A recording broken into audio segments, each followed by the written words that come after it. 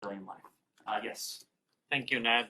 On Bangladesh, as many times you were urging Bangladesh authority, for freedom of press, freedom of association, and I'm asking question on Bangladesh. And very recently, I faced the DSA and government filed cases against me under the Digital Security Act, as I asked that question in this briefing room. But on Bangladesh, but I'll not leave from my free journalism. I'll keep continue. But on Bangladesh, the current authority is very much attacking on freedom of assembly and freedom of association, as main opposition scheduled for their grand rally on December 10.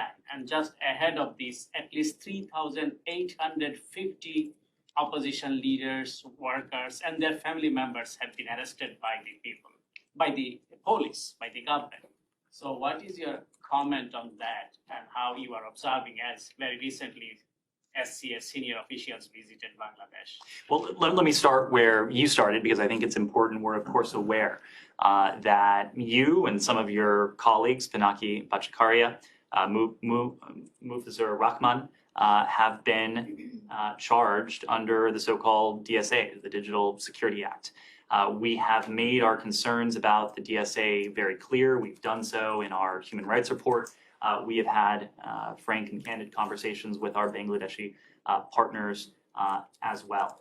Freedom of expression should never be criminalized. It should never be a source or a subject of duress or intimidation.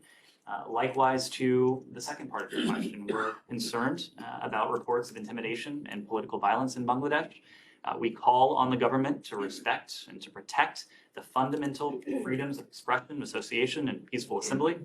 We're also concerned about reports of police harassment, arrests of opposition party members, and restrictions on the ability of the opposition parties to meet and to hold peaceful rallies. We call on all parties in Bangladesh to respect the rule of law and to refrain from violence, from harassment, from intimidation as well.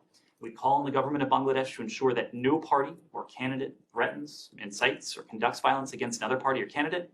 Genuine elections require the ability of all candidates to engage voters free from violence, harassment, intimidation, and we encourage the government authorities to investigate these reports of violence thoroughly, transparently, and impartially, and to hold the perpetrators to account. Yep, Jenny, sorry.